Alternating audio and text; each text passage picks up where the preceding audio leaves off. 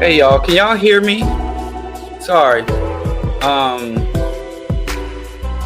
I'm having issues with my speaker. I was trying to remedy it before I came on. I don't want y'all to think I was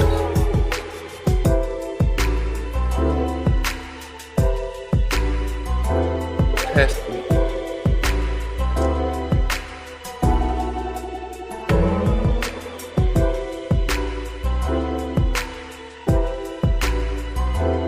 Okay, I can't hear y'all. That's the problem. Hold on a second. Give me 1 second. I'm sorry. It just keeps dropping.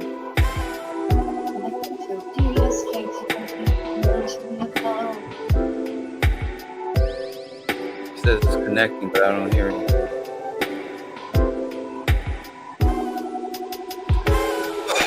Sorry. Give me 1 second.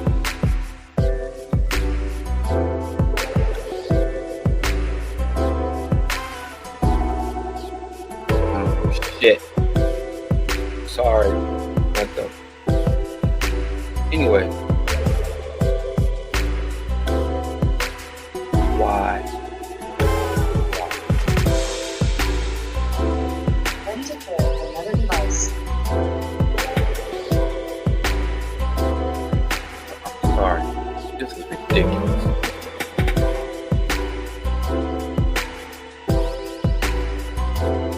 Testing. I can't hear my speaker.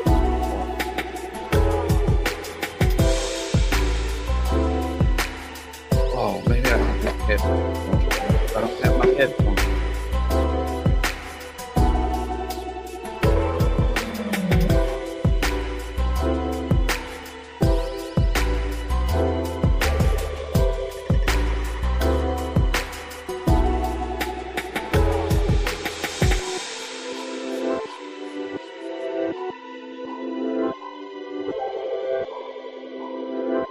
And it went off. Okay. There it is. Sorry. I don't know what I did, even how I fixed it. I couldn't hear anything. I'm glad y'all can hear me. Let's shut this down. I'm glad y'all can hear me. Look at my teeth not on the coaster. Anyway, I'm sorry. I'm a little flustered. Maybe it's the ancestors are getting on me because I'm going to say some things I shouldn't have to say that I probably shouldn't say that I'm going to say anyway. So maybe it's the ancestors trying to get at you. Anyway, thanks for tuning in to the BroDiallo Show. It's a lot. I mean, this is not going to be a good one. But what I want to do is have plenty of time for Q&A because several times I promised Q&A and I don't get around to it. So this time around, I want to leave enough time for Q&A. Right? And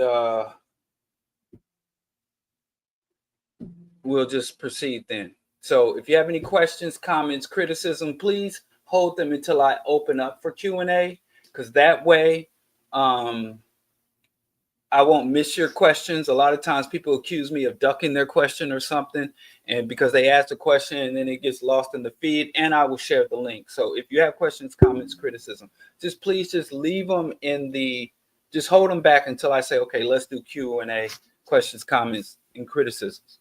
But anyway, there was a shooting here in Chicago that I wanted to just mention. Douglas Park. My sons used to go to Douglas Park all the time. They have like a community center over there, and my son used to go and take archery at Douglas Park, and it's pretty close to where I live on the south side. And these two children, a 16 and a 14-year-old, were murdered by a lifeguard. And the lifeguard accused the children of attempting to steal his bike. And he came out and confronted the children. He claims that when he confronted the children, one child is in critical condition, the other child is dead. So they're taking his word on the confrontation at this point. But, it's really disgusting. He shot these two children. One of the children, they said, was shot in the back. The child who was dead was shot in the back, and either while he was running or walking away. But he said self-defense.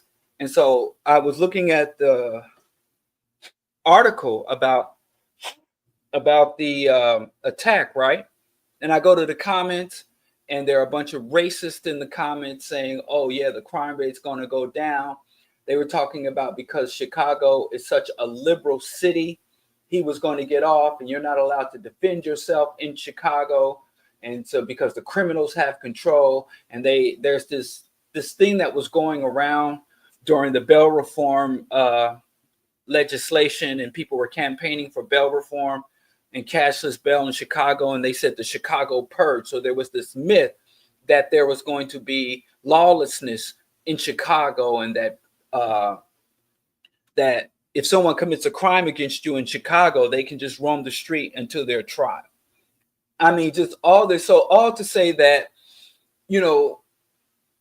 Black people have been targeted by this city, and within this city, by every single institution in this city since Reconstruction era, going all the way back. Even Dr. Martin Luther King stated that the city of Chicago, he encountered more overt racism and racist aggression, racist violence than he did in many places of the South, Mississippi and Alabama. And there's this famous photo of Dr. King in North Chicago. What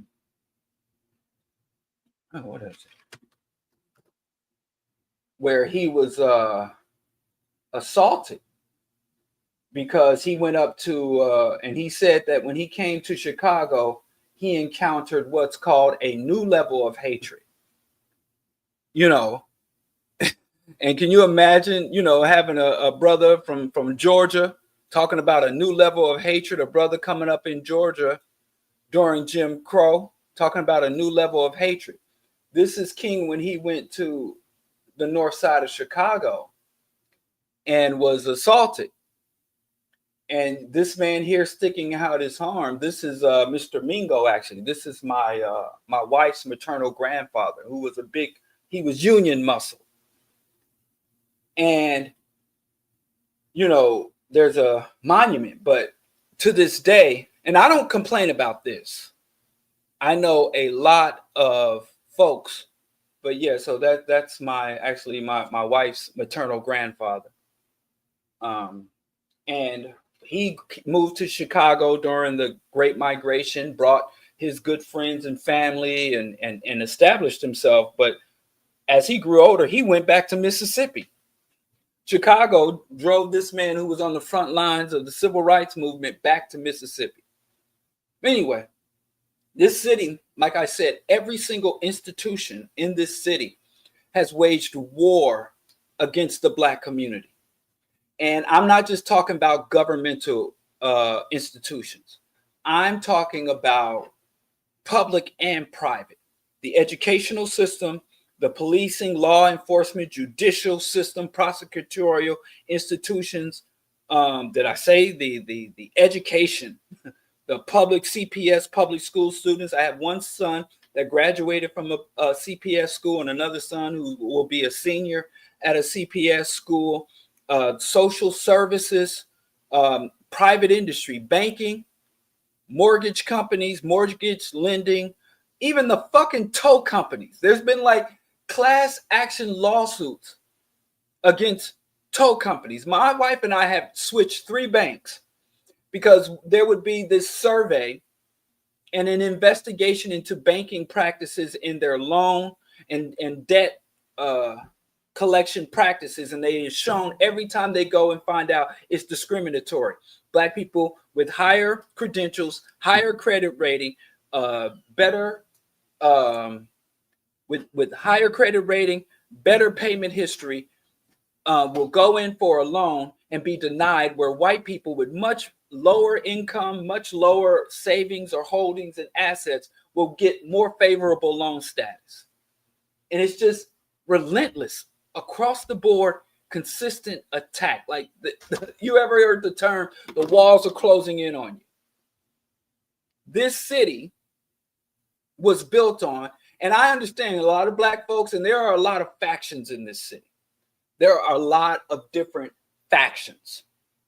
The Polish community, the Greek community, the white Anglo-Saxon Protestant, the Jewish, the Asian immigrants out of Chinatown, the Latino community, and then in the Asian community, you got the Greeks, the Vietnamese, the Koreans, and the Chinese. In the Hispanic community, you got the Mexicans versus the Hondurans and everybody that's not Mexican.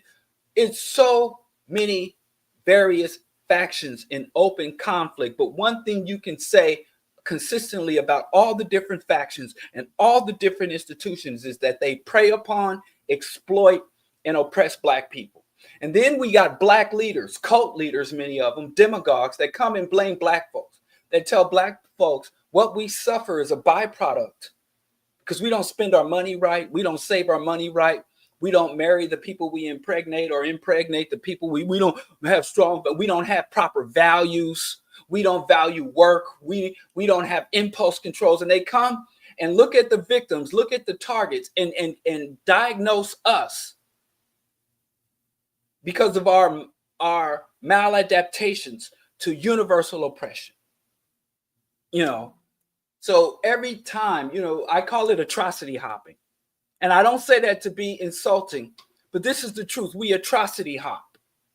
And what I mean by atrocity hopping, because when this man shot these 2 children, and one of those children is the cousin, the first cousin of Laquan McDonald. And Laquan McDonald was a man that was shot as he was retreating from a Chicago police officer. The cop emptied his gun, 16 shots, reloaded twice, and he was surrounded by several other cops, and the young man was having a mental health crisis. And all the cops, not only did they not intervene when the internal investigation came, not one cop spoke up. Y'all think gangsters and gang members gotta don't talk to police code, and they go after them, but no snitch code. The strongest no snitch code is amongst the police. You find me a case. Cops every day engage in corruption, everything from homicides to perjury on the stand, and show me a case where cops snitch on other cops. I knew a brother. He was when I was just completing my I was just starting my bachelor's. I had just completed my bachelor's and went into a master's program, and he was in the same program. And in the class, we got partnered off, and he was a police officer. And I'm like, what you doing in school? You already got a good career. You got a good job with benefits. And he said, I had to leave the police. I had to leave the Chicago Police Department. I was a uniform officer and I was a trainee, and I didn't make it past my trainee. So when you first become a cop, you got to ride along with a more experienced partner. And he said that every day I go to work and just watch this man target and abuse black people, this white cop, and I'm a black man and I'm supposed to sit arm in arm. And just one instance, he said he pulled over like an 80-year-old black man in a Cadillac, you know, or early modern Cadillac. And this black man had on a suit, double-breasted suit. He had his church hat on, had his silk tie, and this was an established elderly black man. And he had a little 22 revolver in his door. And this cop wanted to hem this black man up, tow his car, lock him up, having a loaded concealed weapon, and just was hitting him with all these charges. And the black cop said, wait a minute. We pulled over several white boys that had cannons. They had Glock 9s, Desert Eagles. We pull over these white boys with these guns, and you be like, unload the gun and put it in the trunk. You can't have a loaded gun. You didn't even bat an eye. But you about to hem up this black elder for a crime I've literally seen you let other white people off with a warning on, and they got into this big confrontation right there in the street.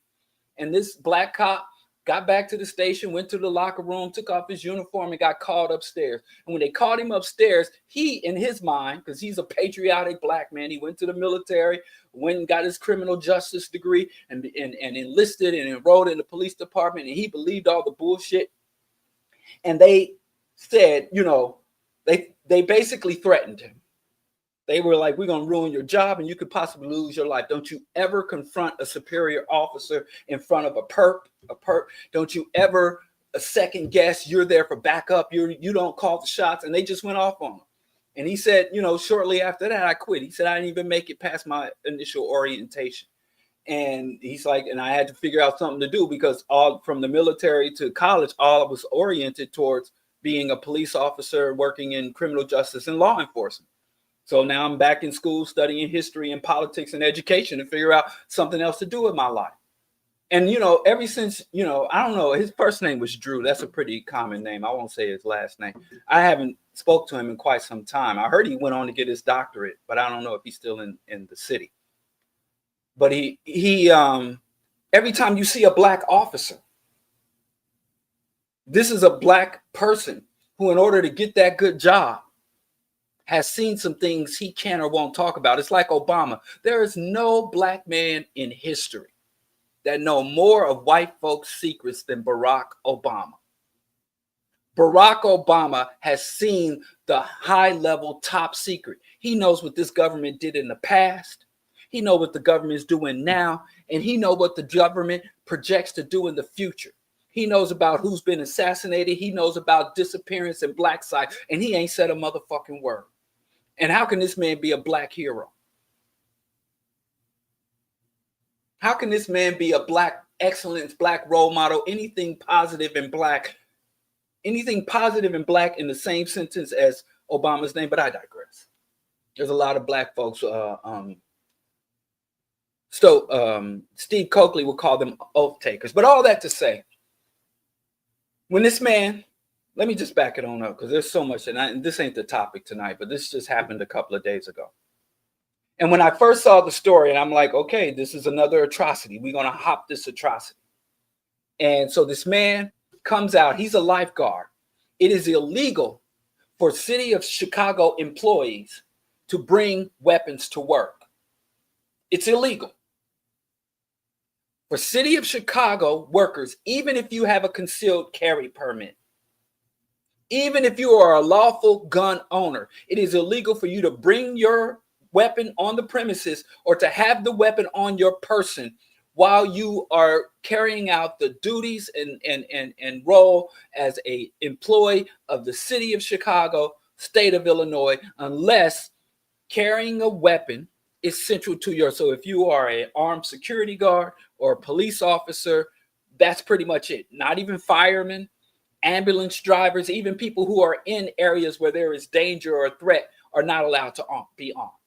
So he was illegally, because they were emphasizing the fact that this motherfucker had a concealed carry permit. So they were like, oh, he's a concealed carrier, as if that's fucking, relevant. And so he claims he was a lifeguard. He was off duty. And when he exited the swimming pool area, he saw two men attempting to steal or dislodge his bike from the lock. He confronted the men, and through whatever that confrontation, he claims that the men charged at him, even though the one who's deceased was shot in the back. So I don't know the logic of charging someone backwards, running backwards towards someone. A 16-year-old and a 14-year-old, right? And the murderer, the Urugu, was 55. And one child was declared dead at the scene. The other child is in critical condition. And he was not arrested. He was detained. He was questioned. But when the story first came out, I think a day or two later, they looked over the evidence and they finally had taken him into custody. And I thought, if they don't take this motherfucker into custody, Chicago gonna fucking turn up. I knew it. I'm like, they better put this motherfucker in custody or Chicago gonna turn up. So he's in custody, awaiting the full extent. He's been charged with murder. His name is Charles Leto. The white community, I'm sure the white majority is going to start raising money for him. There's already a narrative that Chicago is a lawless place and the white people are under constant threat, and that now, and when the white man defends himself and his property, he gets the crime. And the MAGA movement, the gun movement has already started to uplift this murderer who killed two children as a hero. Now, this is why I call it atrocity hopping. I'm not trying to dismiss. And I've been a part of atrocity hopping since I first became active. My first act of protest, activism, voter registration, going to meetings and organizing and putting my name on the dotted line as a card-carrying member of this Black organization or this positive anti-violence. I've been in this shit since I was 14. And this kind of shit happens every day. And this is why I call it atrocity hopping. Because, and I say this, he didn't shoot those children because they were Black. He shot those children because they were white. I live in the city, one of the highest level of wealth disparities between Blacks and whites, the highest level of segregation. Now, I never complained. My entire life, I've lived in predominantly Black communities. I've never lived or been a part of anything that's predominantly white by choice. So I know people complain about segregation, but I've always engaged in what some people might call self-segregation. I just call it common fucking sense. But then I didn't. Now the white folks coming to me. My neighborhood's gentrifying. You know, when I moved here, it was 97% Black. The housing stock, the demographics for this neighborhood were upper 80s. I don't think 90. I think the neighborhood one over was 97. This was upper 80% Black. I haven't looked up the demographics, but all that to say, I call it atrocity hopping because when these horrendous things happen and there is some type of uprising or response, a protest, a rebellion, an advocacy, seeking justice, but there is no fundamental change amongst the people who are affected. We don't change collectively. We don't change individually. We have no new protocols. Now, this we knew. If you ask anybody, you think everybody, no one's surprised that this is happening.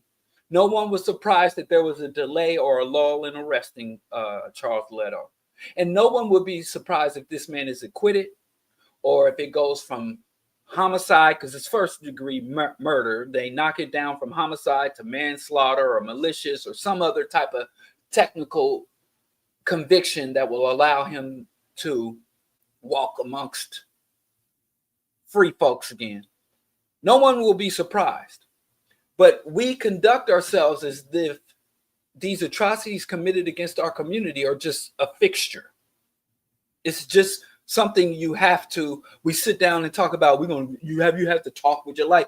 It's a given that racist aggression and predatory behaviors and dehumanizing oppression is just a given. And you best try to get a good education, get a good job, move to a good neighborhood, go to a good school, and avoid it. Buy our way out of it, earn our way out of it, dribble, sing, rap, dance our way out of it. Or if you academic, do surgery or accounting your way, or code our way out of this shit. But we have not constructed a culture where we talk about, do it for the culture, the cookout, the culture. We have not erected a community or a culture that is responsive to this reality. We do not conduct ourselves as a people who are under the predatory targeting of psychopathic, hyper-aggressive, homicidal, genocidal oppression. Our actions do not match our circumstances, and our actions as a collective are inconsistent with our stated desires. So atrocity hopping, it is a routine. Atrocity happens. There is a response to the community, but our response is not measured by what happens to us. Our response is measured by what our oppressor does after he commits an atrocity. So our oppressors or people, agents of the system, will commit an atrocity against us. Then we want to see, what does the system do? Is the white aggressor, or is the oppressor, the agent of oppression, are they detained, arrested, questioned, released, incarcerated? And then when they go to trial, are they acquitted? Are they found guilty on lesser terms? Are they incarcerated? When they come up for parole, are they released? What are the terms? So we don't even say, well, you fuck with us, this is what happens. Our position is, you fuck with us, we're going to see what you do after you fuck with us, whether you fuck with us, add insult to injury. And if the insult to injury is too grand, we will have a disjointed and transient response. And our disjointed transient response will be within the confines of allowed behavior by the system that oppresses us. This is a symbiotic relationship we have with this system. If you read local charters, state constitutions, the system allows for protest. It even has provisions and infrastructures to address what they call riots, but we know are rebellions. They even are set up to weather boycotts. Multinational corporations are even prepared to weather boycotts or labor strikes. And it ain't just Target. That's why they have overseas and dispersed and dynamic infrastructure so that they can weather this. The first thing that happened when the Target boycott was announced, they went and got all their pet Negroes and yanked on their chains. Every Negro that had a button, every Negro that had a fragrance or a lip gloss to sell in Target came on social media like, well, you're hurting minority businesses and minority entrepreneurs when you boycott. So even when we rise up and rebel, it's predictable and it's transient. So yet another. And then the same characters, from Al Sharpton to the Farrakhan man, from the cult leaders to the owned and controlled political operatives, it's all the fucking same. And everybody knows this saying. It's not a factual saying. It's not a consistent saying, but everybody knows the saying. Insanity is doing the same thing over and over and expecting a different result. That's not actually what insanity is. But there is a phenomenon that is inaccurately named insanity, saying doing something over and over and over and expecting a different outcome. Well, and I have to say, many of us don't expect a different outcome. Many of us are very content with this relationship we've had since Reconstruction. We've been doing this dance with these genocidal oppressors since Jim Crow. Even some of the chants are the same. Even some of the chants, like I go to protests now and I see signs that are generic, like I still have to protest this shit, or you just dust off your old signs. I go get my Occupy Wall Street sign. Go get my Rodney King Rebellion sign. You know, my Ferguson, Missouri sign. And Del Jones said, you know, you raise your children like adaptability. Black African people are highly adaptable. But as John Henry Clark said, when you look at someone's best quality or greatest asset, on the flip side of that quality or that asset, you'll find the greatest vulnerability. But we can adapt to oppression. We can thrive in oppression. We can turn chitlins into a delicacy. We can turn slave rations into a delicacy. We can turn old oil drums into the most rhythmic, beautiful sounding instruments. We can turn old warped records into the best music in the world. We can turn grown over concrete alleys and milk crates into the most elegant athletic feats of athleticism in the world. We're highly fucking adaptable. But that's a fucking blessing and a fucking curse. It allows us to endure, but it prevents us from transforming. You know, and so we need to be rebelling against this system until this system collapses or it fully surrenders.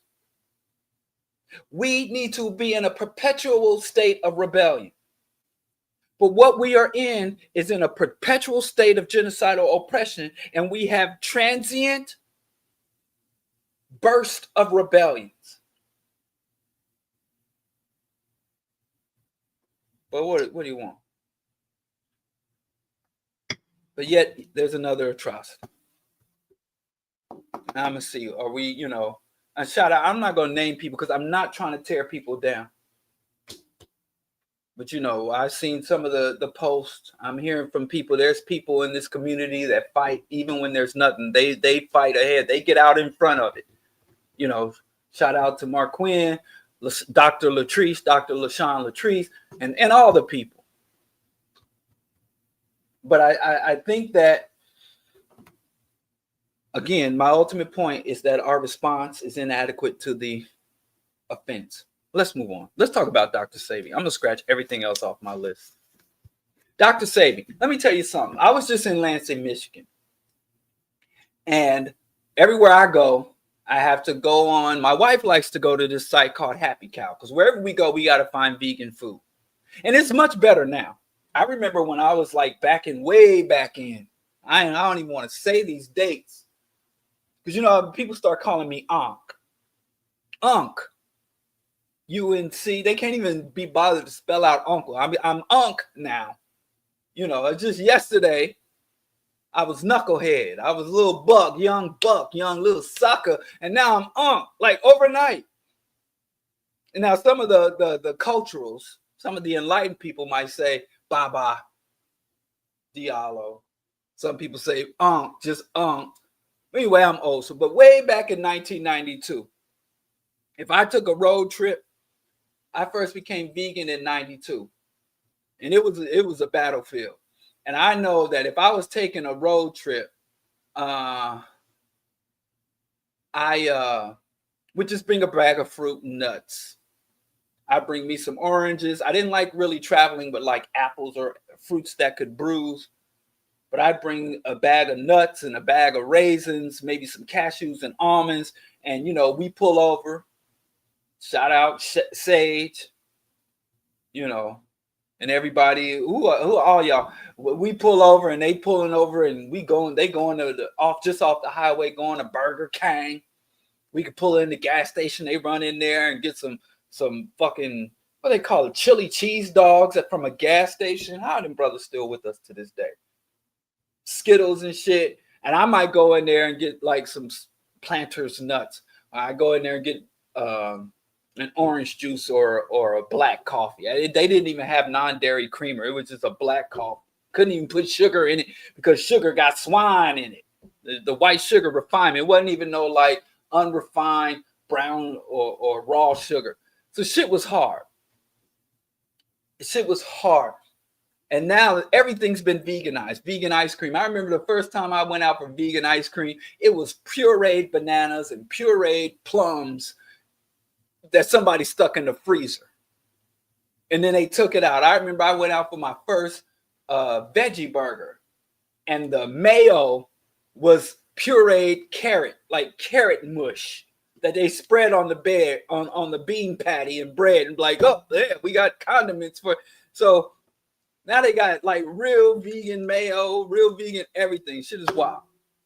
So anyway, when I went to Lansing, Michigan, that's why I don't respect young vegans. I don't respect young vegans. I do not. Because y'all got it too easy. And ain't no hater like an old hater. You just hate on somebody for not suffering as much as you did. And so I'm on there looking for vegan food. Now, that's a long story short. I'm on there. I got to speed this up so we can do Q&A. I'm on there looking for vegan food. She goes to Happy Cow and reads all the reviews. If I see vegan, I'm going. I don't try to even worry about whether it's good or not. Because when you're out of town, you get what you got to get quick and don't get gaffled in the mix. So I found this one restaurant. I'm not going to name it because it's a Black-owned business. It was one of the few 100% vegan establishments in all of Lansing, Michigan. And it wasn't very far from the hotel.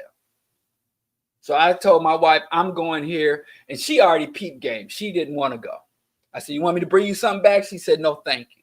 So I go in there. When I walk in, I see this giant picture of Dr. Sebi.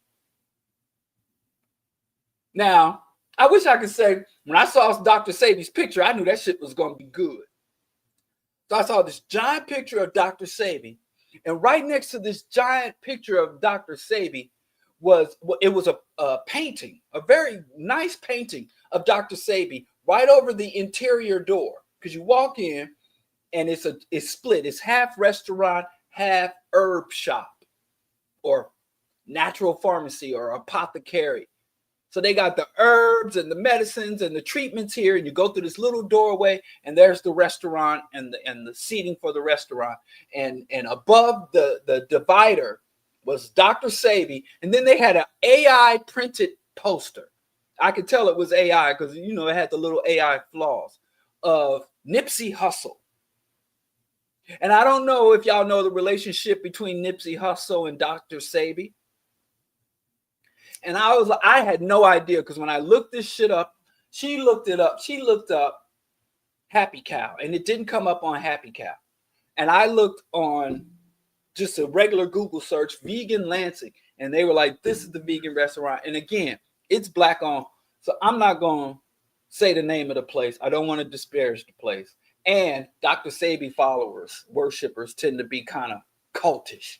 So I don't want them coming after me. Right? So I go in there and like, this is a Sebi spot. And I'm like, man, the Sebi thing is still happening. And, I go to New York every year, and I know Dr. Sebi got a herb shop still in Brooklyn. I've been to that one. And I'm like, yeah, Sebi's still on the scene. And they still like, Sebi is still a factor. The man's legacy is legacying,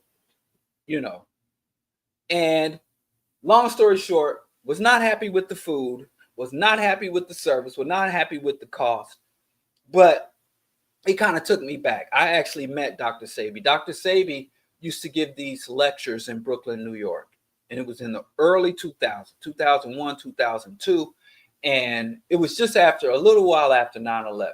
And this dude I used to work with, we used to do business. And he was a Sebi disciple. And when I met him, he used to smoke Philly blunts. He used to drink 40 ounces. He used to go to Kentucky Fried Chicken. But he was very black, very radical, pro-black dude, very aggressively militant black dude. But he had some vices. He had a lot of vices. You know, he drank heavily. He smoked weed and I suspect other substances. And he liked his chicken. He liked his fried chicken. And in New York, they had like this Kansas fried chicken, not Kentucky back then in the early 2000s, and Louisiana fried chicken.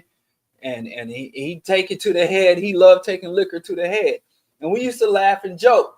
And at that time, I was a vegan. I was a teetotaler. And he used to tease me and make fun of me. Like, oh, you weak, man. You know, you drink this and put hair on your chest, man. You ain't got no bulk. You a little weakling, dog. You got to eat meat to beat meat. But he had somehow fallen into the Dr. Sebi camp. I think, he had fractured his ankle. Believe it, I swear to you. Or Kennedy Fried Chicken. Yes, one of them. Kennedy, they had some knockoff Kentucky Fried Chicken. It was something like that. And he was at a Kennedy Fried Chicken and he broke his ankle in the parking lot. There was a pothole. He fell in the pothole and broke his ankle. And he got a settlement. And with that settlement, he brought a big ass Hummer. Can you imagine a Hummer in New York City in the early pre-gentrification in New York? This is before he was pushing this Hummer, and he was gonna take him and his baby mamas, and they were gonna all move to Africa with the rest of the money. I don't know how he had planned to get that Hummer to Africa, but he's like, the ancestors blessed me with this money, and I know what the ancestors want me to do. And so then he was like, because I got these resources, I want to be responsible. You know how when people get money, they be wanting to live. Like, when people get resources, they want to, be alive to enjoy them. So he wanted to I want to start eating better. I want to change my life around. And when he was healing and he was going back and forth to the doctor, and this is a dude who never went to the doctor and all that. And so when he fractured his ankle, he had to have a couple of surgeries and go back for checkups. And he was like, man, I'm finding out that I'm not healthy. I feel strong. I feel like I could go upside some dude's head. I could box, I could fight, but I know I'm not healthy. But long story short, he wanted to get into health. And I'm like, hey, adopt a vegan diet. Here are some books and come join the Park Slope Food Co-op and join the cooperative. He's like, I ain't with that shit. That's white. He thought I was white. He like, I ain't with all that, saltine business. I ain't with that. I'm black. I want to go black vegan because the stuff you want is white. I'm like, so he went with Sebi and he invited me to a Sebi lecture. He became a Dr. Sebi disciple. And he began to say, my fracture healed up. The doctor said I wasn't going to heal. And I ate it. And he started doing security at Sebi's events. And he was always, if you was looking for him, he was either out vending or he was hanging around Sebi's shop. Back then, his daughter used to man the store. And so I went and I listened to Dr. Sebi's lecture. And it was a full lecture. And if you didn't get there early, you had to stand in the back. I mean, at some of his lectures, the fire department came and had to clear people out because they were violating code because Dr. Sebi was extremely popular. And this is 2001, 2002, early 2000s. And I'm standing in the back and he was a very charming man, had a wonderful sense of humor, had an infectious laugh. And everybody that Dr. Sebi would interact with, everybody he would interact with, he would treat you like you were a lifelong friend. Like he's one of them type of brothers who no black person was a stranger to him. Every black person was a brother, a sister, an elder, auntie, but he was an elder at the time, a peer, a youngin, a nephew, a niece, every time. And he'd look you in the eyes and he'd give you the most sincere smile. So I'm like, wow, I could see how this dude is so appealing. I could see how, you could sit in a Sebi lecture and listen to Sebi talk and be like, I'm going to change my whole life. I'm going to get off the swine. I'm going to get off the liquor. But I sat there and listened to him run it all down. He ran down his biography and how he met this shaman in Mexico or somewhere in Latin America. And he had all these diseases and he was morbidly obese and was on all these medications. And this guy said, take these herbs, eat this diet, live this lifestyle, and you will be cured. And I sat there, and you know me, I'm a hater. I'm like, this guy is speaking utter nonsense. This guy is speaking utter nonsense.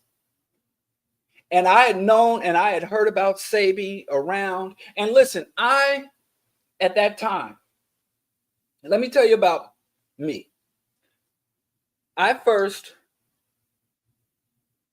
When I became a vegan not for health and wellness and spiritual. I became a vegan because I was a big supporter of animal rights.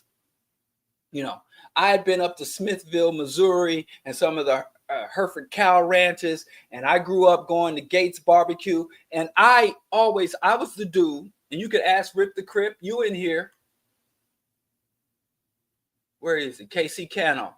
We grew up in the same housing projects. And I used to feed the stray animals. I used to feed the stray animals in my hood.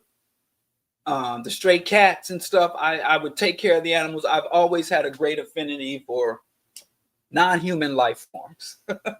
And so when I became a vegan, it was just about animal rights. And so when I would get around other vegans and they see me eating like Oreo cookies and shit, and they'd be like, brother, that's not holistic, brother, that's the alkalized, brother. They see me drinking a soda, and I'm just like, man, it ain't meat. It ain't no animal in it. I didn't give a shit, you know, and it had nothing to do with the health claim. But then as I went off to college and I started working in healthcare, and I was doing clinicals for my radiography program, and I started interacting every day with people in various advanced stages of chronic disease, I'm like, well, you know, let me look into this holistic health side of things.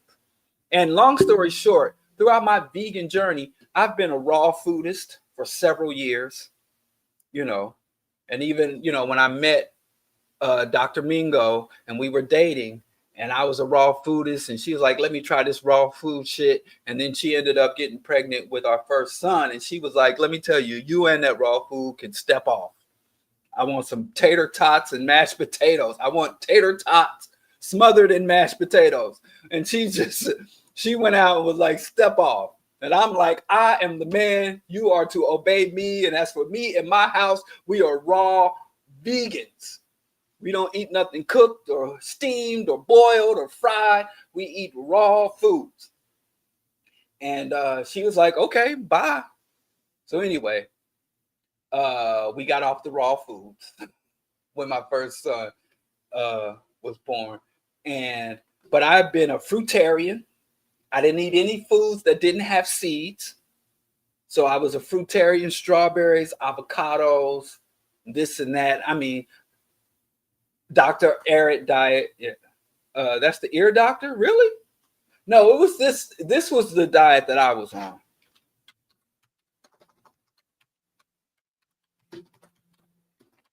Let me tell you, this is the book. After I read this book, I went on my first fast, my first 30-day fast. I don't know, but I read this book. I don't even remember where I got this book. I still have copies of it. Let me show you. I'm not recommending the book. I'm just trying to tell you. I read this book right here, Mucusless Diet Healing System. Do I even have a copy of it? I got like 2-3 copies of that book. Let me see.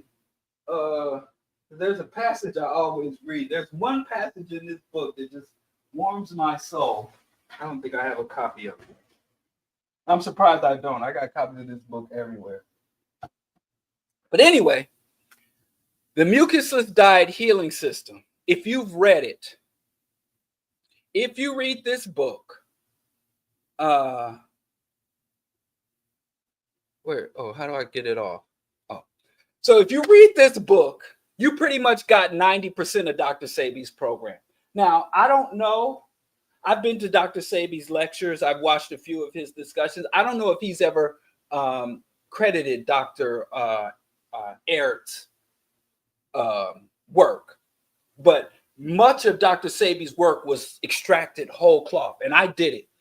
You know, the liquid fast, non-hybrid foods, and eating according to proper climate, alkalized diet, all that shit. But I did that shit in the 90s. So when I ran into Sebi in the 2000s, I had already been through that program and found out it's bullshit. So when I was in the Dr. Sebi lecture and I went and met him, and you know, he was very open to questions. I asked him some questions. I wasn't being confrontational. And I asked him some questions, and I'm like, you know, just trying to get a greater understanding. And back then they were talking about Dr. Sebi was being sued by the state of New York because he had the cure for AIDS, and Jermaine Jackson, Michael Jackson's brother, had paid him $10,000 to help cure Michael Jackson's of his drug addiction, and he claimed to have cured Michael Jackson of his drug addiction before he died of a drug overdose. And so he was riding high. Lisa Let Thy Lopes, this is just as he was hooking up and working with her to cure her of her addictions. And Lisa Let Thy Lopes was telling the world she's going to make Dr. Sebi a household name. And I kind of just stepped back. I'm like, I've seen this before. Like I said, if you know the Sebi diet and if you know the rhetoric around Sebi, you pretty much came from the mucusless diet healing system.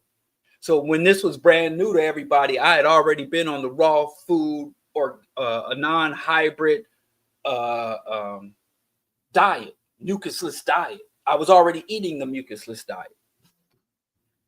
But having some formal training in medical diagnostics and having taken, you know, human pathology, cellular anatomy and human physiology and all those type of classes, Michael Jackson did end up suing him based on those claims. I kind of recognized when I was in that Sebi lecture for the first time, like, here we go again. Another con man, another hustle, another scammer. Now, I fully understand, before I get any more into it, and I got to pick this up. Man, time is bad. I'm really bad with time. Before I get into this, I fully understand and sympathize with African people when it comes to these health gurus. The U.S. healthcare system is a for-profit enterprise. You cannot have a moral, ethical, or humane system in the pursuit of profits. Profits negate all other human ethical considerations. So not only that means the U.S. healthcare system is a detriment to all people who are subject to it. It's a detriment to all those who are subject to it. But on top of the profit motive, it is also ethnically, culturally biased. The healthcare system is ethnically and culturally biased. And not only is it biased ethnically and culturally, it is racist. So Black people and our hostility, and it always upsets me when people are like, Black men don't go to the doctor. Black men don't get therapy. Black men and attacking Black men when we are carrying out our aversion to institutional medicine is appropriate. It doesn't always have the best outcomes, but it is appropriate. You know, a lot of sisters who experience cycles of abuse don't like to call the police. Even people said this about Cassie and a lot of famous women, but a lot of just common women don't like to call the police because the police is a masculine, authoritarian, patriarchal institution. And how many cops do we have to talk about that have been incarcerated and investigated for crimes against women, predatory crimes against women. And so you get on, and everybody understands this. If a woman is in an abusive relationship, she can't, well, I'll just call up this cop, and this man will come with a gun. And we just had a sister in Southern Illinois that was murdered by the cops who were there to do a wellness check on her. But nobody says this about the doctors. And even sisters, I'm not saying that black men are the only ones targeted by the medical system. Black women are too. But the burden of, oh, you don't trust the medical system, you could go get a checkup, black men don't care about their medicine. Our aversion to the established medicine, and I say this as someone who worked in healthcare for over a decade in Chicago, New York, and Missouri, in California. I literally worked in the healthcare coast to coast. I worked in state facilities, elder care facilities, even some high-end proprietary healthcare facilities where everybody coming through there got the gold, the Cadillac insurance. They didn't take indigent patients or Medicaid and Medicare patients. And the racism is present in them all. In them all. Hell, I've even worked at a Jewish medical center, and it was full of a bunch of anti-Semites. The medical staff were all anti-Semitic. And they had a little Star of David on all their paychecks.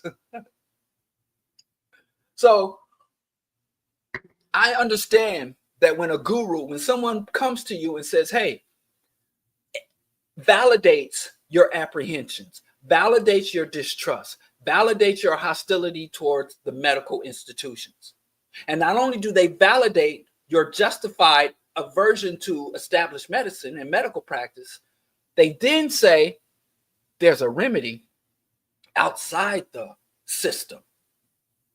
There's a remedy outside the system for you. That's seductive. That is extremely seductive, especially when it comes from someone who is charismatic, who is fatherly or grandfatherly, someone who looks sincere, a man who looks like he comes from the people and a man of the people, even if he tends to be richer, wealthy, con man, but as a man of the people, I understand how seductive it is. And a lot of very educated, established people bought into the Sebi myth.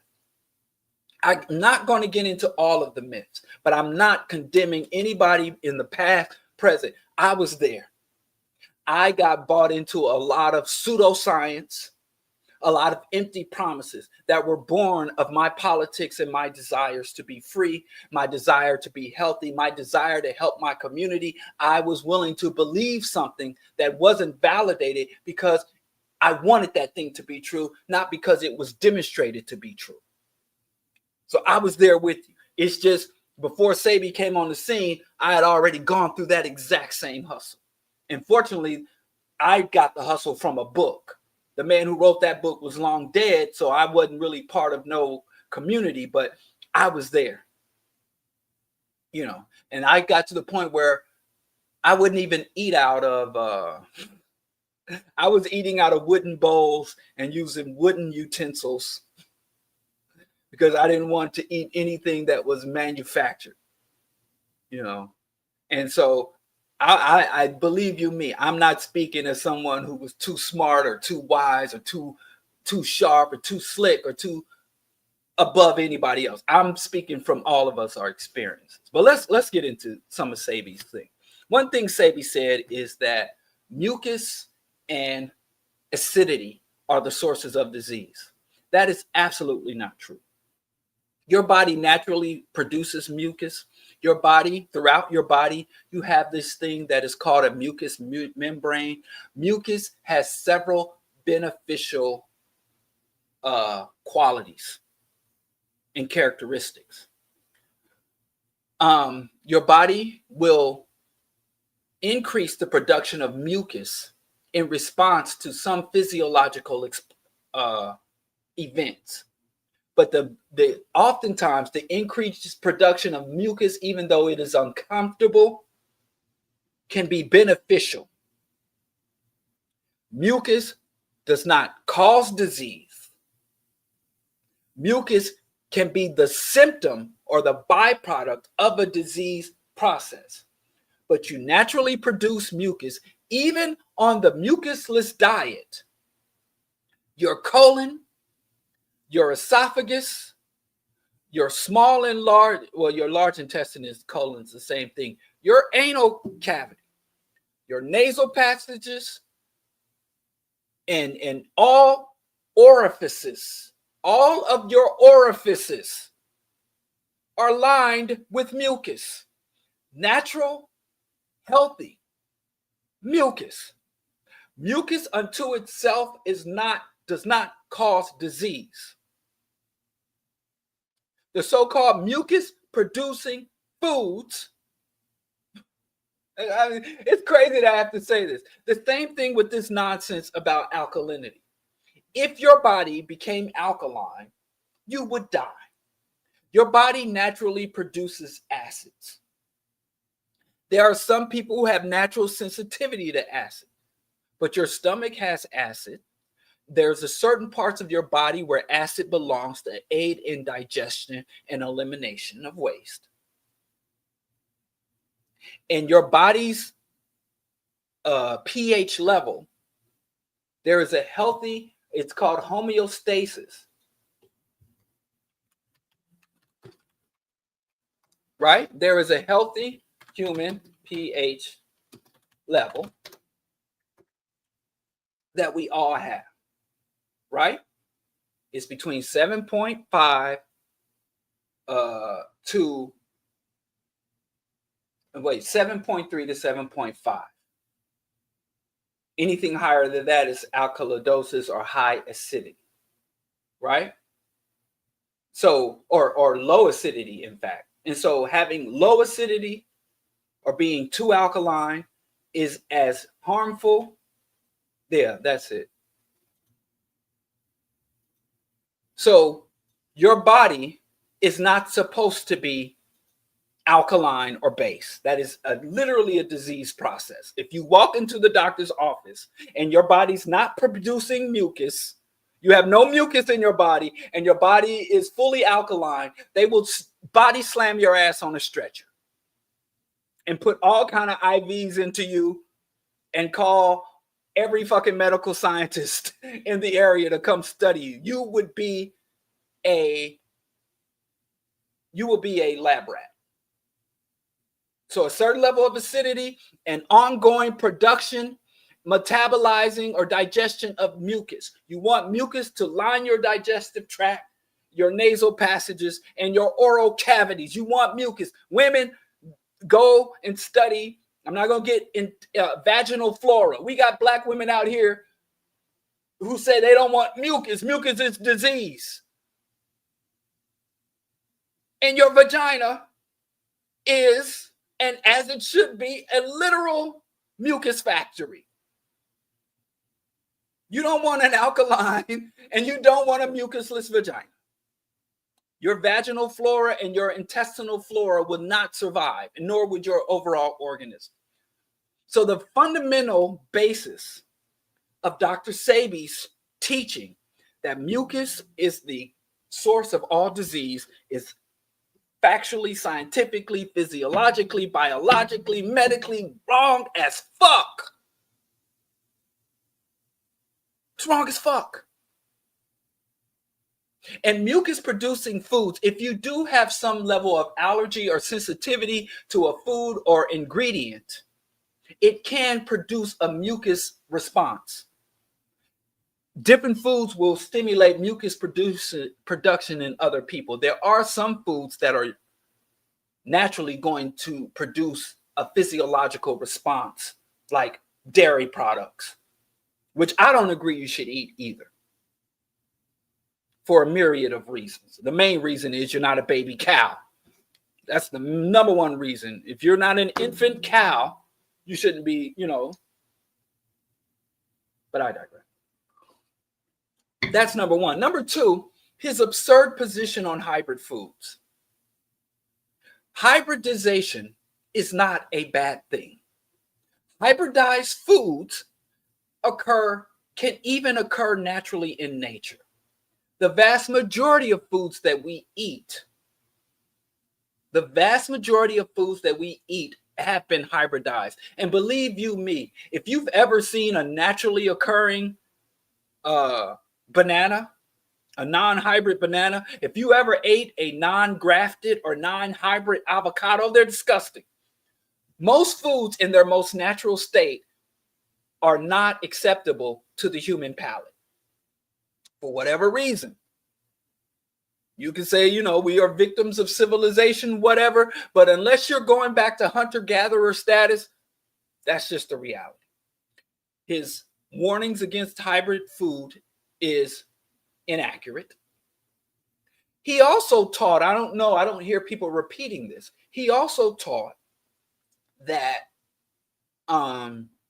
you should eat foods that are only indigenous to the regions of your origin. So African people can only eat grains, fruits, vegetables, and herbs that originated on the African continent. Okra. That is not true. You can eat foods and plant-based foods that originate anywhere in the world. You can have you some bok choy. Hell, you can eat seaweed from the bottom of the fucking ocean. And we ain't been in the ocean since, humans 4 billion years. All life originated in the ocean, right? And remember Pangea, there was one time where all this landmass was one, so all earthly foods. I don't see people pushing that anymore, but I remember when I went to his lecture, he's like, if you're an African, you should only eat foods that originated in Africa, grains and legumes and things from Africa. If you're from Asia, you can only eat Asian food. Utter nonsense. Utter and complete nonsense. Another scam. He felt that all diseases could be cured through the adopting a non-mucus producing alkaline diet. He himself professed to have cured HIV, leukemia, like you said, addiction. That is absolutely not true. That is absolutely not true. I owned a vegan restaurant in Kansas City, and there was this very wonderful, wonderful sister. They used to come there, and every morning she'd come in and get an organic, vegan smoothie. And she'd come in and get her a smoothie, and she ate a vegan diet, an organic, non-GMO vegan diet for years. And she developed metastatic breast cancer. And for a while, she thought, well, how could I get cancer? I eat a vegan diet. I'm not my BMI. I have a healthy BMI. I'm not obese. I work out. I eat a natural diet. I only drink, filtered, purified, distilled water. And she thought she did all the things. But I have to tell people, even like when the winters come and I get the flu and I get on here and I'm a little congested or I skip a show because I'm not feeling well, people are like, oh, you're a vegan. You're a vegan. So how you get sick? And I can't even say, oh, that's stupid, because I know there are a lot of vegan gurus, that will tell you falsely, if you adopt this diet, you won't get sick. If you adopt this diet, you won't develop heart disease. You won't have high blood pressure. You'll have erections, strong erections until you're 95 years old. But the thing is, human pathological, especially chronic diseases, or even acute infections, are extremely complicated. It is a long and painful science. And anyone giving you what is called a panacea, anybody coming to you and say this one set of behaviors, this particular lifestyle, this, that will cure everything, is scamming you. Because this is the thing. Remember when I told you, you cannot have an ethical, humane medical system that is driven for profit. But a lot of people that exit Western medicine, allopathic medicine, and go into holistic healing, guess what holistic healing is all about? Profit too. So you got two profit-driven industries. Two profit. So you're not escaping profit. You're just feeding into a different profit system. Right? So all that to say is you can take every precaution, and I encourage you to do it. I encourage you to walk. I encourage you to exercise. I encourage you to eat a healthy and balanced diet to the best of your extent. But that does not exempt you from being human. Disease has environmental factors. It has genetic factors. It can have dietary and lifestyle factors. So what you can do, you cannot prevent a disease. You cannot completely guarantee you won't get a disease, but you can lower your risk and exposure. Every one of us today can lower our risk of neoplasm or developing cancer, heart disease, neurological disease, Alzheimer's, degenerative disease, various types of arthritis, joint disease. There are things you can do and behaviors you can engage in to lower your risk factors. Your risk factors will vary from person to person. If you have conditions that run in your family, but anybody telling you you do this and you ain't got to worry about that is a lie. It's a lie. So the Dr. Sebi program was about an individual, a very charismatic individual who, and I think Dr. Sebi was conscious of the deception for various reasons. The man would talk about, we don't consume hybridized food. And one time I came up on Sebi at his herb shop, and he was talking to his daughter, and he was smoking weed. And there's no plant that has been hybridized and cloned more than cannabis. Like, you telling me I can't eat a fucking carrot? You telling me I can't eat broccoli? And you sitting here smoking weed?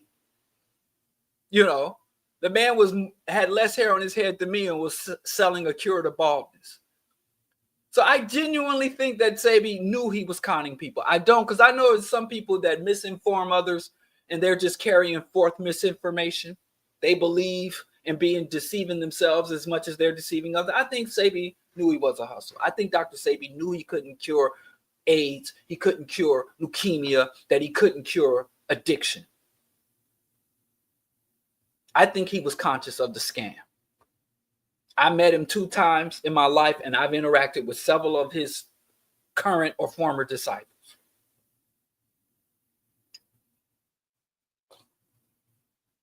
But again, that's just my opinion. I don't know for a fact that he was knowing, because he didn't look me in the eye and say, I'm knowingly deceiving the community for my own personal empowerment and my own personal enrichment. But based on what I saw, that's a conclusion I would draw. That's a conclusion I would draw. So with the Sebi diet, the Sebi program, the Sebi propaganda, none of his so-called cures, remedies, or preventive measures were ever validated, researched. Dr. Sebi was not a doctor. His court case, a lot of people say he went to court because he had cured AIDS, and he beat the court case. He beat the court case. So Dr. Sebi was running around New York saying, I have a cure for AIDS. And the state of New York brought a case against him. And when they brought a case against him, he was found not guilty. And a lot of people concluded Dr. Sebi was found not guilty. That means he does have the cure for AIDS. But the reality, what he was charged with was not curing AIDS. He was charged with practicing medicine without a license. And Dr. Sebi says, I am a herbalist. I'm a practitioner. I give advice, but I do not give medical treatments. The herbs that I offer are preventative, holistic treatments. But I do not practice medicine. I do not offer medical treatments, and I do not offer cures or remedies. And the judge looked over the case and said, this man is not practicing medicine. He was found not guilty of practicing medicine. And then he claims he cured Left Eye Lopes. Lisa Left Eye Lopes said, I'm free of my addiction. Unfortunately, we don't know if she was cured of her addiction because she lost her life shortly after she made the profession. So we haven't had years of her, she didn't, like with addicts, they say once an addict, always an addict. And you got your 1 year coin, your 5 year coin. But we know one of his miracle cures of addiction, Michael Jackson, we know that was a failure. And let's go into this whole, everybody that tries to put Dr. Sebi's cure out there, everybody who puts Dr. Sebi's cure into the world, they end up losing their lives. Lisa Left Eye Lopes was going to show the world Dr. Sebi and she died. Michael Jackson worked with Dr. Sebi and he died. Nipsey Hussle.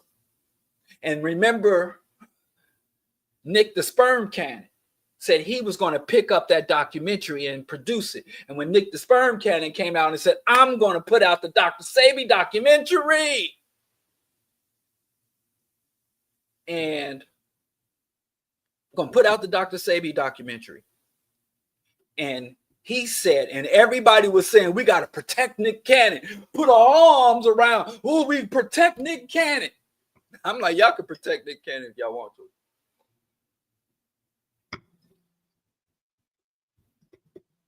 Protect Nick Cannon.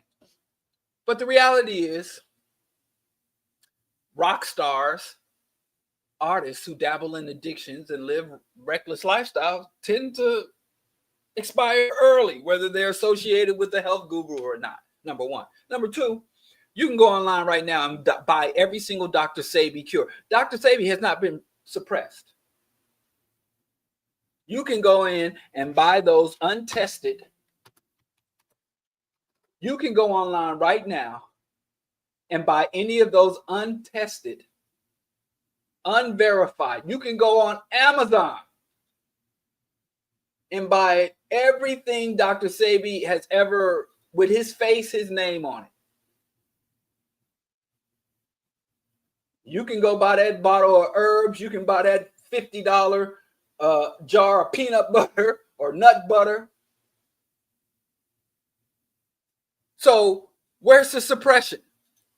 I'm not saying people who deal with Sebi didn't come up short, but we know that the systems and institutions of white hegemony know how to suppress shit. Hold on a second. I might have to recant everything I say. Testo. And it's on sale too. Let me not let y'all in my business. Hold on. Performance. Anyway, all I'm saying is, where's the suppression?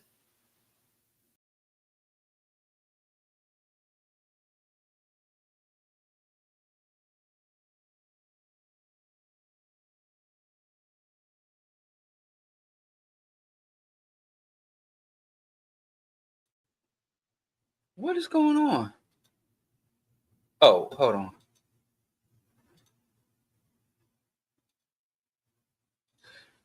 Where's the suppression? Dr. Sebi shit, you can buy this. Let me be a little more mindful of my words. For $1,500, $1,500, you can get a bunch of supplements. The supplement game is crazy. Superfood. Now the bit, like I told y'all, The problem with the medical system is that it's driven by profit. It's oriented toward generating profit instead of sustaining the health of the community. But that's the exact same motive of this holistic world. This yada telling you women, a woman's menstrual cycle ain't natural, and if you eat this diet, you won't have a menstrual cycle. Telling if you eat this diet, you won't go bald. You have male pattern baldness, it'll reverse it. Curing diseases.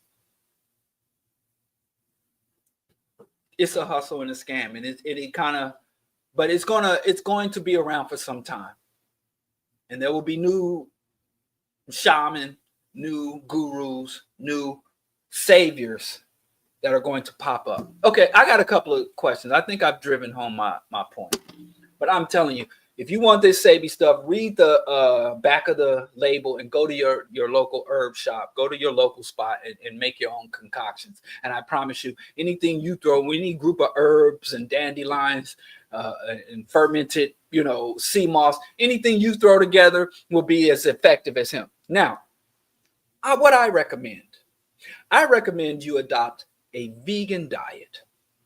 I think your vegan diet should be extremely varied.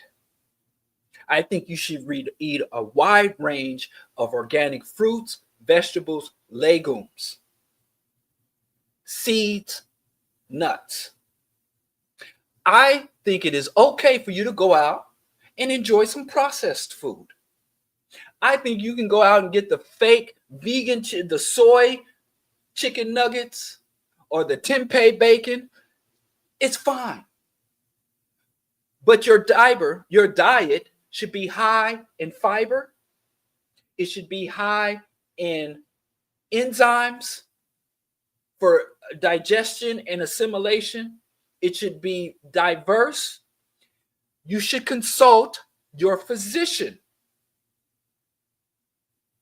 You should consult your physician before you make any major changes to your diet. If you're unhappy, because a lot of physicians, like I said, they can be everything from ignorant of nutrition, because in order to become a medical doctor, you do not have to be well versed in human nutrition.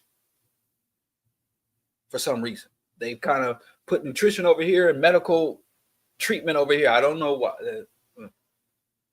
But go to a doctor that understands, or go to a dietitian. There's a science to this shit. But the problem is we don't like to follow the scientific route, because first the scientific route is say, well, we don't know everything. We don't have all the answers. And the answers we have are not absolute. So we have a few answers. None of them are absolute. And we're going to continue to observe and study. And then get to know thyself. Like Queen Afua said, heal thyself, know thyself. You don't need a guru. Anybody that's trying to tell you transform your life, or you got to pay me to transform your life is for free.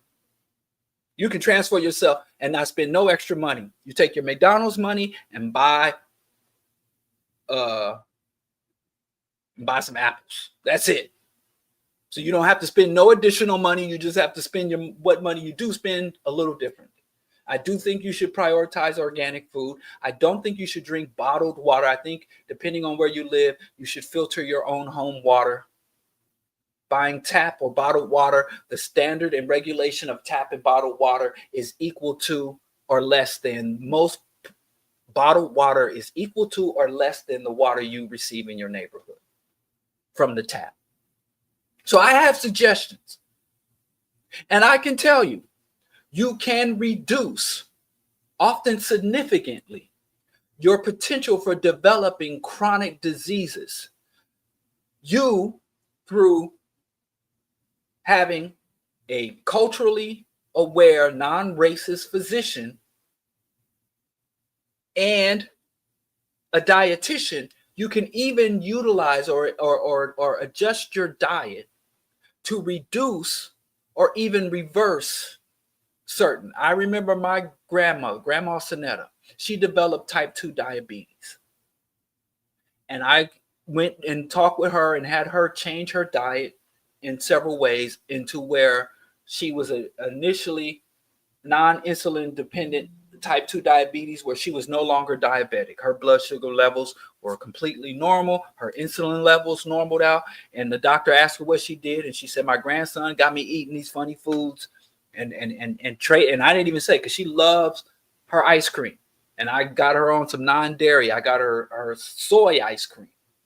And get off all, oh, soy produces mucus. Peanuts is mucus. Fall back on it.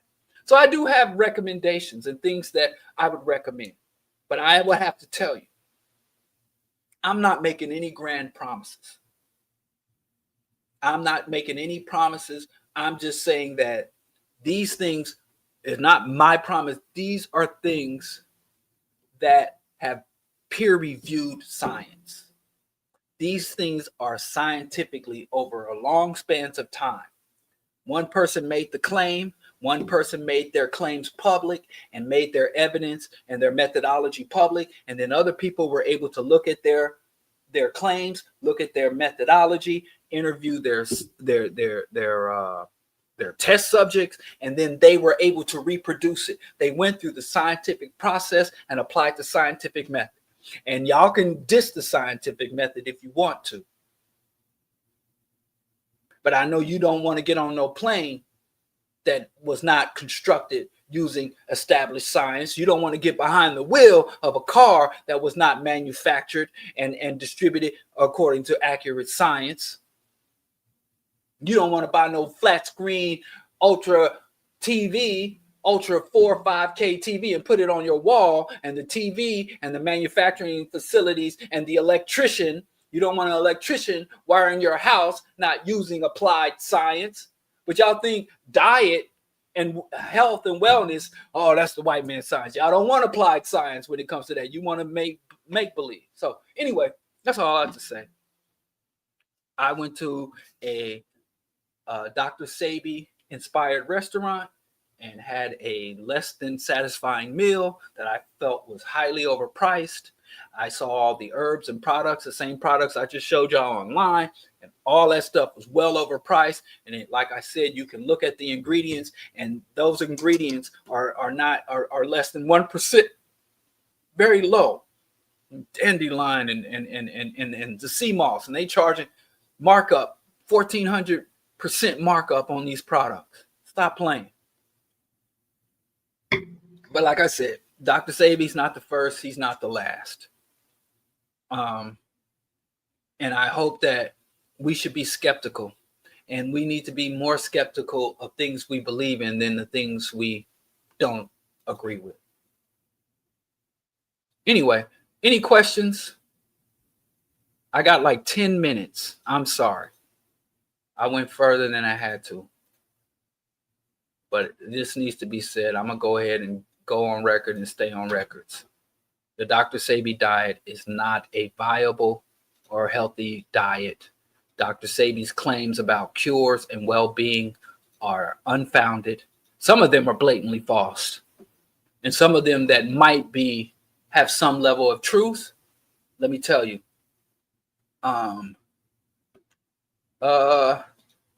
Someone asked me, do I have any thoughts on Zohan, the Democratic Socialist? Let me tell you something.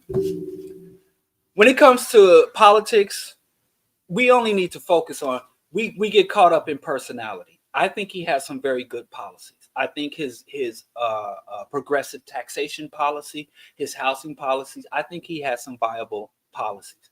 I'm glad he was elected. I hope that his success over establishment Democrats, I hope that because you can't even say the Democrat, it's a neoliberal party. So if we can get Democrats to go from being neoliberal to liberal to progressive, it's a remedy. It's just not a cure. It'll give us some relief while we fight for the cure. So we have a progressive mayor here, and it was the same campaign we had and I know this mayor rubs a lot of people the wrong way. I wish he was more forceful, but I tell you this, I'm happy. I'd much rather live under a progressive or even liberal administration, but he hasn't been tested. He hasn't been tested. He has a very strong mandate. I think he's very likely to win the general election, and then you stay on his neck. you get on it. But I'm glad that more left leaning, progressive, like I said, liberal, progressive politicians are always better than neoliberal or right wing politicians, as long as the system is here. Irie, question, comment. Welcome to the BroDiallo Show. Question, comment, criticism.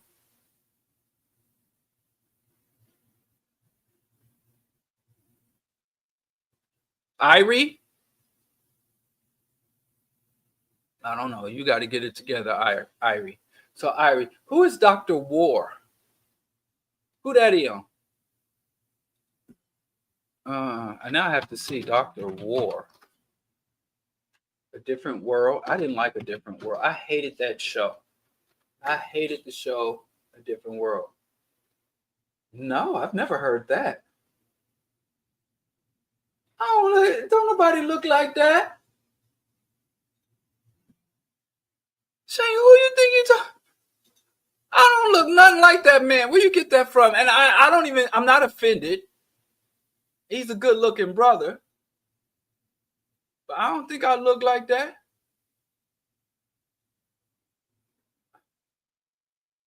I don't know. I don't see the resemblance.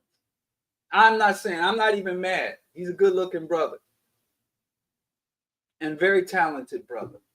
But no one's ever told me that. I've been told I look like a lot of different folks, but never this guy. So that answers your question.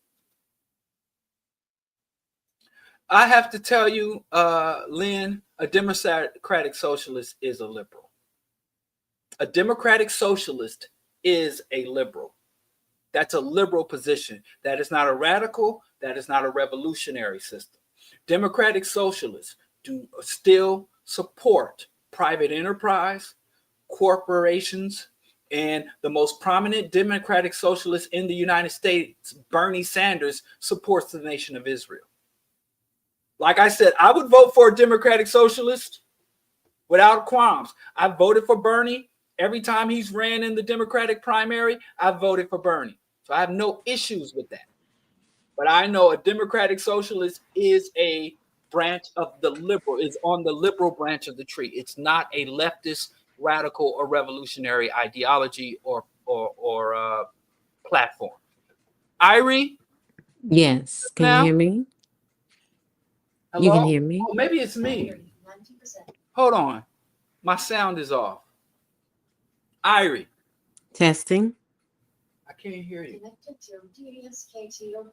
I'm trying to turn on the speaker. Can you hear me now? I can hear you. Oh, shit. Hold on, Irie. I'm going to try one more thing. My sound went off. This thing is connected.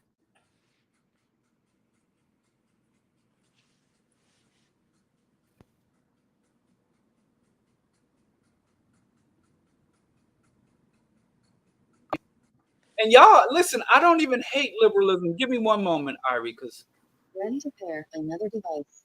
it's not connecting. I'm going to disconnect it. Disconnected. Just give me 1 second, Irie. I still can't. Okay. Say something now, Irie. Testing. Okay, I hear you now. Sorry. You got a question, comment, criticism? We got like 10 minutes. Right. Max. I had a question. I don't think it might sound critical, but I just wanted to get make sure I spoke to you directly, because I've heard you vocalize on spirituality, aka religion, often, and I'm happy that I have a chance to talk to you finally. I'm very glad. I actually was hoping somehow to meet you one day and take one of these Chicago tours you be going on with the architecture, because I'm a transplant from the South in Chicago. So, but yeah, I wanted to find out definitively, do you have a problem with someone that practices African spirituality and doesn't necessarily proselytize and go and recruit people and try to change minds? But so I'll just talk about myself. I practice Ma'at, and Ma'at is from Kemet. I think we know that for the most part if you're in this chat. And Ma'at is about basically making sure you keep yourself in check and making sure you keep yourself in alignment with justice and reciprocity, truth, all that. So that reminds me a lot of what I learned about from Neely Fuller Jr. You know, it's a balance between people, a system where nobody gets mistreated, so forth and so on. If someone asks me what my spiritual practice is, I tell them I don't lie. You know, I don't necessarily worship Ra. I understand Ra is a representation of the sun. Understand, you know, Shu is the wind. And, you know, you get what I'm saying. If I do my meditations, I may say those words of the Neteru, but I don't necessarily go around all the time saying, well, you know, Ra, I'm fortunate, Ra. I don't believe in calling someone a hotep. Hotep is an old word for peace, to be satisfied. It shouldn't be, you know, a put down. But if I have to be a hotep, I guess I am, because that's what I practice. I practice my, but I'm doing it because I want justice on planet Earth. Do you have a problem with that? We gonna fall out? No, let me tell you this. This is my position. And I'm just going to be honest. Spirituality, I say, is religion for lazy people. The reason I say spirituality is religion for lazy people is because if you are a spiritual individual, they don't tend to get caught up in institutions and dogmas. They will look at a system or and adopt the practices, whether that is erecting shrines, whether that is the rituals and dances that best suit them. But the obligation from a hierarchical institution is not there. I have no problem with spiritual or religious individuals. My problem are with the institutions and the oppression and abuse that come out or that are born of that institution. So I would have no problem with someone saying, well, I am a student, a follower, or worshiper of Ma'at. But then if you come up to me like and say, well, I am a member of the Asar Set Society, which follow the Matun Neter, and they have a hierarchical formalized structure, it is a cult. And there is a lot of abuse born of that cult. So no, I don't have a problem with religious individuals or spiritual individuals. I have a problem with many of the assertions and claims born of that. And I have a problem with the religious institutions, even the African ones, because they are reservoirs for abuse and exploitation. And to the extent that a religious belief system fosters and protects abuse and exploitation and delusion, that's the extent of my opposition. But no, I have no issues with the spiritual person.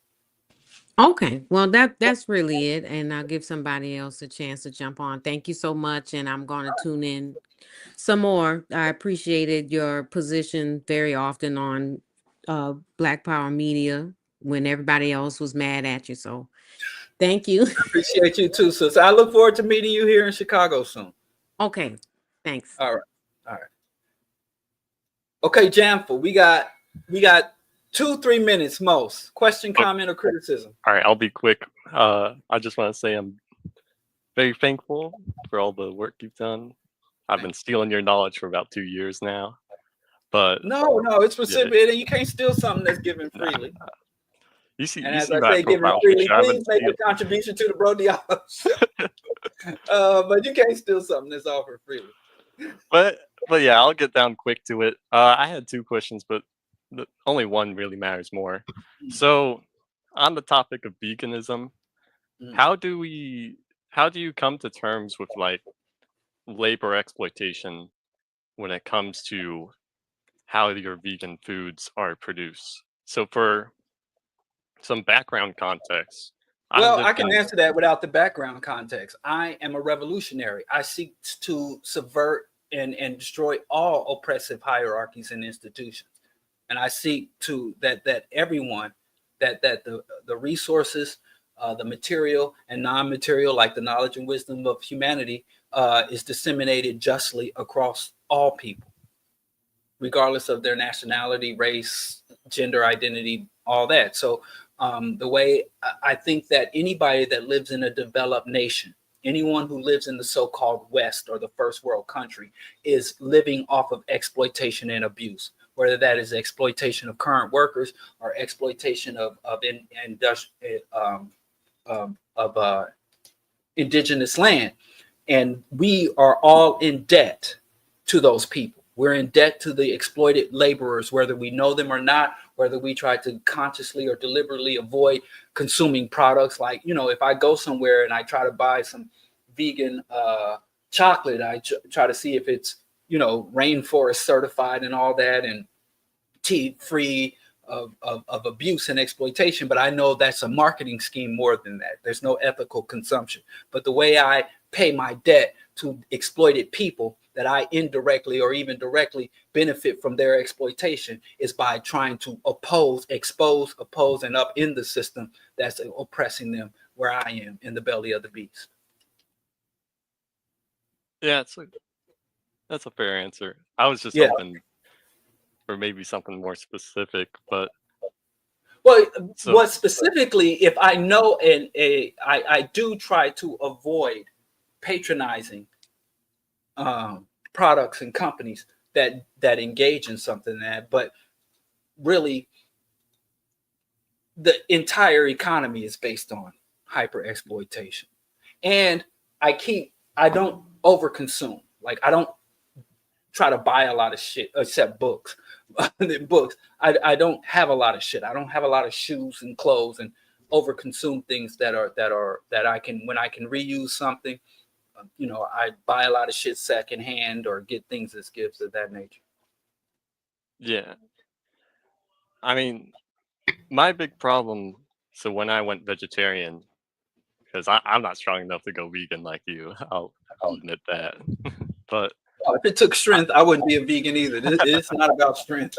But yeah, I can't bring myself to eat fruits and berries because I've worked basically on farms since I was a kid, and essentially, especially when it comes to fruits and berries where you have to pick by hand, you're either not making any money when it comes down to the water you're sweating out or the salt you need to consume.